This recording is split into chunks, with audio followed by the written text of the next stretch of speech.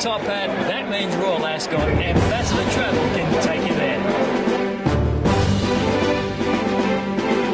You only made the decision after track work this morning that got it across the line? Yeah, well, you know, track work was certainly one thing. He had to work good, which he did, and finished the rest of the morning, and then went back to the stables. And you know, my father spoke to the strapper and made sure he thought everything was right. And there are the little key things that people just forget. It's not just about one thing, and it's a massive team effort. And someone out the back might have noticed something that wasn't quite right. So Dad walked back and forth a couple of times, and then he looked at me and smiled and said, "We're running." So it was certainly not a cat and mouse decision, because he's won the 3-year-old race that counts from a stallion's point of view. We forewent the Golden Slipper, and it was always the Caulfield Guineas. So he won the race that he was set for, and this was not an afterthought, but it was always going to be Cox Plate with a question mark on the. Sorry, it was always going to be the Caulfield Guineas with a question mark on the Cox Plate. So we're here, and we're here in one piece, and happy to be here. And the fact that 3-year-old, history suggests it's not a race for 3-year-olds, it doesn't seem to worry them. Well, they say that, but I mean, you know, John Hawkes has won it with Octagonal. Viscount ran third one year and was quite unlucky not to have finished closer. So he's had 2 horses in the last 15 years that have done it.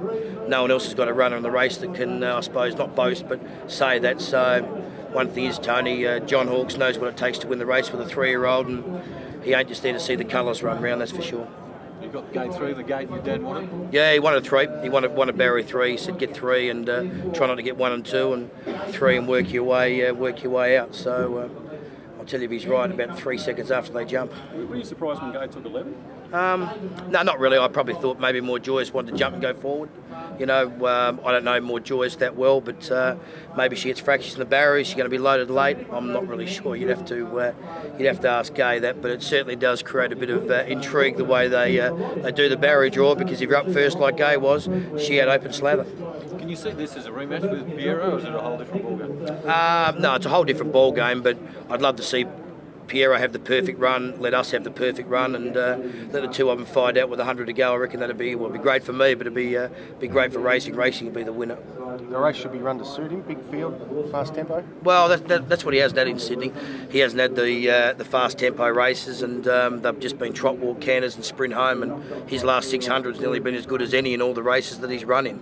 So you know, the Cox Plate is a race that's well. First of all, you got to get past running the 2000, which we're pretty sure he will. No one ever knows, but we're pretty confident he will. And you know, if he can get in a nice card home like he did in the Caulfield Guineas, he's going to take a bit of beating. Was there anything in particular you were looking for this morning that just to put your mind at rest to make that final decision? What was it? Oh, it was probably more that nothing was wrong more than anything. So he worked great this morning. He always works great. He's a really flash and smart track worker, and he didn't work any better or worse than 2 weeks ago. But he's just trying to cover all bases and cross off everything one step after the other. Tails, top hat, that means Royal Ascot. Ambassador Travel can take you there.